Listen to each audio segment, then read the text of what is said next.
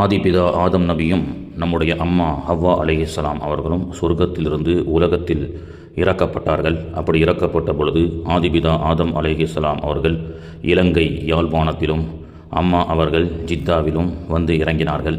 அம்மாவை காணாமல் ஆதிபிதா ஆதம் அலைஹிஸ்ஸலாம் அவர்கள் பல ஆண்டுகள் இறைவனிடத்திலே துஆ செய்து இலங்கை, இந்தியா, பாகிஸ்தான், கஜகிஸ்தான், ஆப்கானிஸ்தான் வழியாக நடைபயணமாக வந்து நம்முடைய அம்மாவை சில ஆண்டுகளுக்கு பிறகு இந்த இடத்திலே சந்தித்தார்கள். இந்த இடம்தான் அரஃபா, அறிந்த இடம்.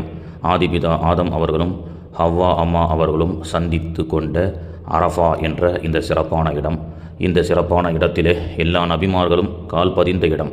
இந்த இடத்தில் காலில் செருப்பு அணியாமல் தரையில் காலை வைத்து இந்த புனிதமான நபிமார்கள் நடமாடிய இந்த பூமியில் நம்மும் துஆ செய்து இறைவனிடத்தில் துஆ செய்வோம்.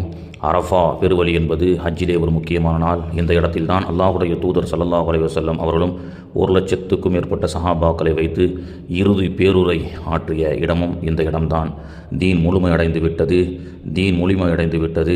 கருப்பர்கள் வெள்ளையர்கள் வேறு அல்ல, உறவர்களோடு ஒட்டு போக வேண்டும் என்று நபிகள் அவர்கள்